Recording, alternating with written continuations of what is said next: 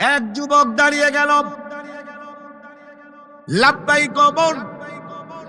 বাড়ি ঘরের কথা চিন্তা করে নাই, এই জাবালার কাছে কালেমার দাওয়াত দিয়ে চলে যাবে 2000 কিলোমিটার পথ পাড়ি দিয়ে।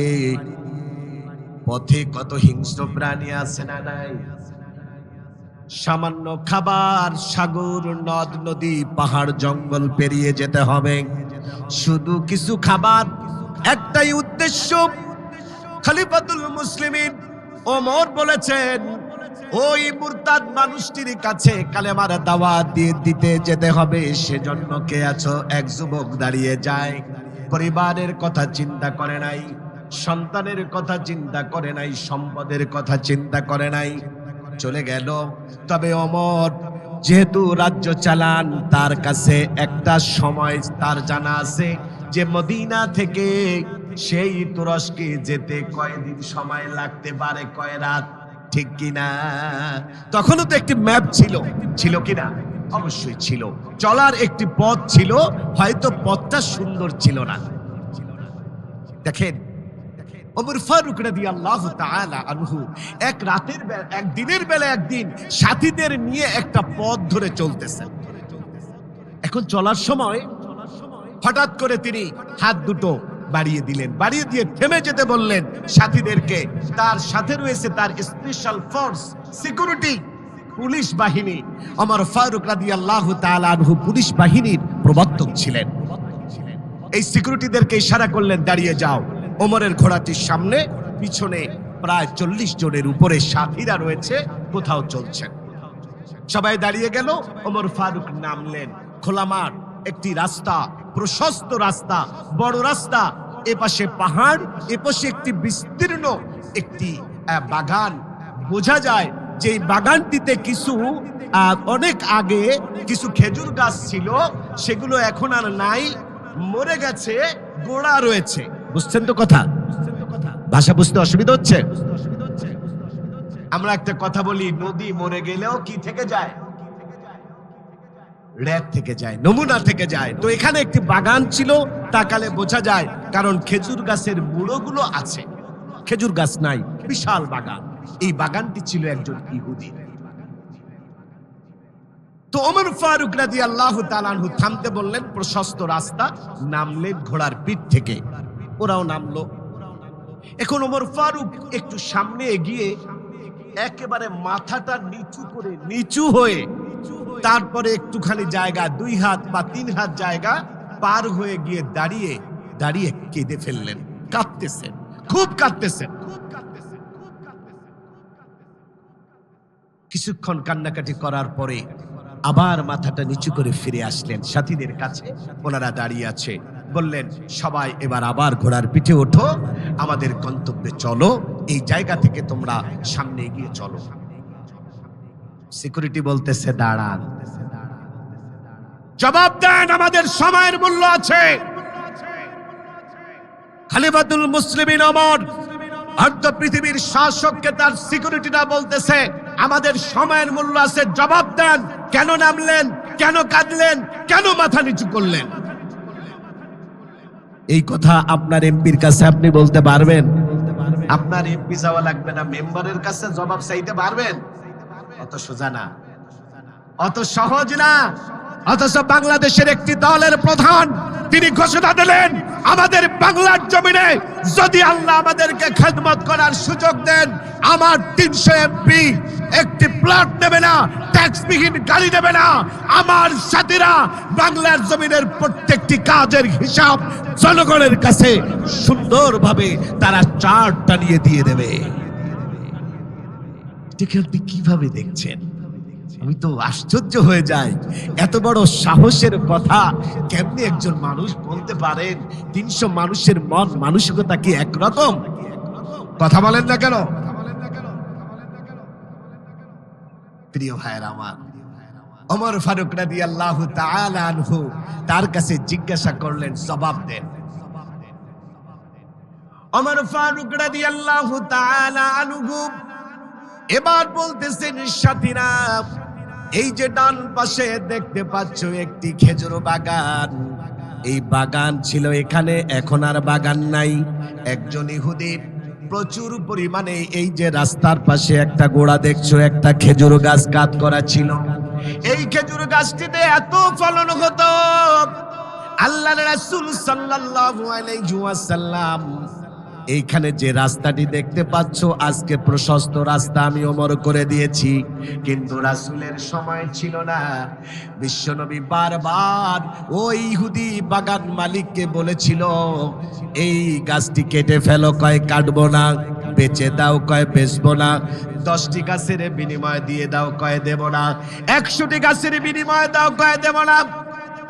তাহলে তুমি জান্নাতের একটি গাছের বিনিময়ে, জান্নাতের বিনিময়ে দান করে দাও। তবুও ইহুদি বলল, দেব না। নবীজি কাটেন নাই জোর করে, ক্ষমতা দেখান নাই। সেই গাছ আজকে নাই। আমার নবীজি এখানে যখনই আসতেন তখন মাথাটা নিচু করে চলতেন। সাথীরা বলল, সেই গাছ নাই, সেই বাগান নাই। ওমর রে, কেন আপনি মাথা নিচু করে চললেন? গাছ নাই, গাছ থাকলে না হয় বুঝতাম রাসূল মাথা নিচু করেছেন, আপনিও মাথা নিচু করে চলেছেন, কিন্তু গাছ তো নাই, বাগানও নাই, এখন কেন মাথা নিচু করলেন? আল্লাহর রাসূল চোখের পানি ছেড়ে দিয়ে বললেন, সাথীরা, যেই জায়গায় আমার নবীজি মাথা নিচু করে চলেছেন, ওই জায়গায় আমি ওমর মাথা উঁচু করে চলার সাহস পাই না। আল্লাহু আকবার! তো সাহস আমার হয়নি। আমার নবী যেখানে মাথা নিচু করে চলেছেন, আমি সেখানে মাথা নিচু করে, মাথা উঁচু করে চলবো, এতটা সাহস আমার নাই। এইটাই হলো আনুগত্য। কথা বলেন ঠিক কিনা? জাবালাকে কালেমার দাওয়াত দেওয়ার জন্য চলে গেল। কয়েকটি রাত দিন পার হয়ে জাবালার কাছে ওমরের পাঠানো সেই ব্যক্তি যখন পৌঁছে যায়, এবার যে বলে, ও জাবালা, ওমর আমাকে পাঠিয়েছেন। জাবালা বলল, কি চায় তোমাদের ওমর?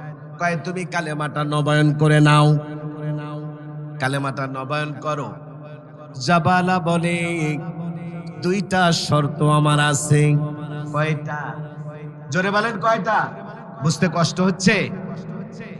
2টা শর্ত। কয়, কি শর্ত বলো? 1 নম্বরে হলো, ওমরের ছোট্ট একটা অপরূপা সুন্দরী মেয়ে আছে, ওই মেয়েটিকে আমার সঙ্গে বিবাহ দিতে হবে। 2য় নম্বর হলো, যে চেয়ারে ওমর বসে আছে, ওই চেয়ারে আমাকে বসায় অর্ধ পৃথিবীর শাসক যদি আমাকে বানায় দেওয়া হয়, তবে আমি রাজি আছি। দূত বলল, আগমনকারী আগন্তুক বলল, ওমর রে, মেয়েটিকে না হয় হাত পা ধরে আমি তোমার সঙ্গে জাবালা ওমরের মেয়ের সাথে বিয়ে দিতে রিকোয়েস্ট করব, কিন্তু জেনে নাও, ওমর নিজের ক্ষমতায় ওই চেয়ারে বসে নাই, জনগণ তাকে বসিয়েছে। ঠিক কিনা?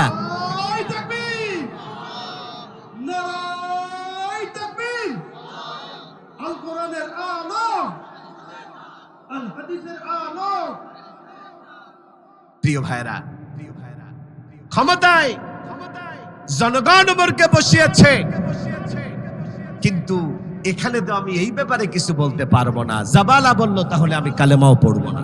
যাও, ওমরের কাছে শুনে আসো। আবার রওনা। কোনো বিশ্রাম নাই। 2100 কিলোমিটার পথ পাড়ি দিয়ে আবার রওনা করলেন। ওমর দেখে সকালবেলা এসে পৌঁছানোর কথা নিয়মানুযায়ী, এবং বলে দিয়েছেন শুধু তাকে কালেমার দাওয়াত দিবা, কালেমা যদি পড়ানো হয় 15-20 মিনিট অপেক্ষা করে আবার ব্যাক করবা, দেরি করবা না। ঠিক সেইভাবে ওমর পেরেশান, আসতেছে না, আসতেছে না, আসতেছে না। সকাল পেরিয়ে দুপুর হলো, দুপুর গড়িয়ে গেল, সন্ধ্যা হয়ে আসছে, মাগরিবের সালাত সমাগত। এমন সময় ওমর দেখে ওই যে ঘোড়া ছুটে আসতেছে তার সেই পাঠানো সাথী, যিনি জাবালাকে কালেমার দাওয়াত দিতে গিয়েছিলেন। চলে আসলেন। দৌড়ায় ওমর যে ঘোড়ার লাগাম ধরে আটকালেন, দাঁড়াও। খলিফাতুল মুসলিমিন প্রায় 15টি দিন একটানা আমি সফর করেছি। আপনি আমাকে নামতে দিন, আমি আপনার সাথে বলছি সব ঘটনা খুলে। ওমর ফারুক বললেন, না, আগে জবাব দাও জাবালা কালেমা পড়েছে কিনা। মানুষকে দাওয়াত দেওয়ার জন্য খলিফাতুল মুসলিমিন হয়ে, রাষ্ট্রের প্রধান হয়ে কত চিন্তা তাদের মাথায় ছিল, কথা বলেন ঠিক কিনা। আমরা তো দাওয়াত বুঝি না। সমস্ত ফরজের উপরে শ্রেষ্ঠ ফরজ হলো কালেমার দাওয়াত মানুষের কাছে পৌঁছে দেওয়া, কথা বলেন ঠিক কিনা। সকল ফরজের উপরে শ্রেষ্ঠ ফরজ হলো কোরআনকে রাষ্ট্রীয় ব্যবস্থায় প্রতিষ্ঠিত করা, কোরআনের আইন রাষ্ট্রে নেওয়া। সকল ইবাদতের মধ্যে শ্রেষ্ঠ ইবাদত হলো যা আল্লাহ পাক আমাদের জন্য সবার উপরে ফরজ করেছেন, তা হলো দাওয়াতি কাজ করা, কথা বলেন ঠিক কিনা। তা না হলে খন্দকের জিহাদে সময় হয়ে গেছে, জোহরের সালাতের, আল্লাহর রাসূলকে বলা হলো নবীজি আযান দিয়েছে, নামাজ পড়তে হবে। নবীজি বললেন কাজ চালিয়ে যাও। আর কোনো কথা নাই, কাজ চলছে। জোহর আসরের সালাতের সময় হয়েছে, নবী সাল্লাল্লাহু আলাইহি সাল্লামকে বলা হলো নবীজি আসরের সময় হয়ে গেছে। নবীজি বললেন সালাত পড়ে আগে কাজ করো। মাগরিবের সময় হয়ে গেছে, নবী সাল্লাল্লাহু আলাইহি সাল্লাম বললেন কাজ চালিয়ে যাও। ইশার সালাত হবে এমন সময়ে কাজ শেষ। যেহেতু শত্রুরা এই রাতের বেলায় আক্রমণ করতে পারে, নবীজির কাছে নামাজের থেকে জিহাদটি ফরজ ছিল। এজন্য নবী সাল্লাল্লাহু আলাইহি সাল্লাম নামাজ বাদ দিয়ে সাথীদের নিয়ে তিনি এই কাজগুলো করেছিলেন। ঠিক ইশার সালাতের আগে নবী সাল্লাল্লাহু আলাইহি সাল্লাম বললেন, এই সাহাবী, কে বলেছিল আমাকে জোহর আসর মাগরিবের সালাতের সময় হয়েছে, আযান দাও। আযান দিয়ে দিলেন। নবীজি জামাতে জোহরের সালাত আগে পড়লেন, আসরের সালাত পড়লেন, মাগরিব পড়লেন। এগুলো পড়তে পড়তে ইশার সালাতের সময় হয়ে গেল। সাথীদের নিয়ে নবী সাল্লাল্লাহু আলাইহি সাল্লাম ইশার সালাত পড়েছিলেন। এখানে নামাজের থেকে এই জিহাদকে ফরজ করে দেওয়া হয়েছে, সব থেকে বেশি উপরে রাখা হয়েছে, কথা বলেন ঠিক কিনা। সেই কাজটি আমরা করি না, বুঝিও না। প্রিয় ভাইরা আমার বলল, দাঁড়াও, ঘোড়ার পিঠ থেকে নামার আগে আমাকে বলো কি খবর। কয়, ইয়া হে ওমর খলিফাতুল মুসলিমিন, খবর ভালো না। কয়, তাড়াতাড়ি শোনাও। কয়, 2টি শর্ত লাগিয়েছে। কি শর্ত বলো? কয়, আমাকে বিশ্রাম নিতে দেন, রাতের বেলায় বলবো। খলিফাতুল মুসলিমিন ওমর বললেন, না, হবে না, এখানেই বলো। যুবক বলল, খলিফাতুল মুসলিমিন 2টি শর্ত দিয়েছে। 1 নম্বরে আপনার অপরূপা সুন্দরী ছোট্ট মেয়েটিকে জাবালা বিবাহ করতে চায়। জাবালার থেকে কয়েক গুণ বয়সে ছোট মেয়েটি। তবু ওমর ফারুক কোনো চিন্তা না করে যুবককে বললেন, যুবক, আমি তবুও কালেমার জন্য বিবাহে রাজি আছি। আর দ্বিতীয়টি কি? ওমর খলিফাতুল মুসলিমিন, এইটা শোনার দরকার নাই, এইটা পরে শোনেন। কয়, না, চলবে না, এখনই শোনাও। কয়, আপনার ওই চেয়ারটায় জাবালাকে বসাতে হবে। ওমর ফারুক বললেন, আমি তো ক্ষমতায় জোর করে বসি নাই, আমি তো জোর করে বসি নাই। কি যেন নিশ্চুপ হয়ে চিন্তা করে বললেন, যাও, জাবালার কাছে যে বলো, তাও আমি রাজি আছি। সুবহানাল্লাহ বলেন। কারণ ওমর ফারুক খুব বিচক্ষণ ছিলেন যে কিছুক্ষণের জন্য না ওকে চেয়ারে বসাবো, তবু কালেমাটা পড়ে অন্তত দুনিয়া থেকে যা। যুবককে আবার পাঠিয়ে দেওয়া হলো। চলে গেলেন যুবক দীর্ঘ পথ পাড়ি দিয়ে। যখন জাবালার বাড়িতে পৌঁছে গেছে যুবক, এইবার যে দেখে জাবালার বাড়ির সামনে মানুষে ভরা। কয়েকদিন আগে আসছে, তখন এত মানুষ ছিল না। কোথা থেকে এত মানুষ আসলো? উনি একটি ঘোড়ার পিঠে। জনগণ তাড়াতাড়ি বলল, নিশ্চয় ওর কোনো ব্যবসায়িক পার্টনার হবে জাবালার। এই যুবক কোনো মেহমান হবে, তাড়াতাড়ি রাস্তা করে দাও। চলে গেল যুবক সামনে, ঘোড়ার পিঠ থেকে মানুষের চাপে নেমে গেলেন। সামনে এগিয়ে দেখেন একটা খাটলা। কাপড় দিয়ে ঢাকা, কে যেন শুয়ে আছে। বলল ভাই জাবালা কোথায়? বাড়ির ভিতর দিয়ে জাবালাকে একটু ডাক দেন। জনগণ বলল হে আগন্তুক, ওই খাটলার ভিতরে যিনি শুয়ে আছেন তিনি হলেন জাবালা। যুবক কাপড়টা উঁচু করে তাকিয়ে দেখে জাবালার চেহারাটা শুকরের মতো হয়ে গেছে। বলেন নাউজুবিল্লাহ। জাবালার কালেমা নসিব হলো না। ও মুসলমান, কালেমা পড়ে মুসলমান হয়ে ইমানদার হয়ে তুমি আজকে কোরআনকে মানো না, তুমি কোরআনের আইন চাও না, তোমার অবস্থা জাবালার থেকেও কম হবে না।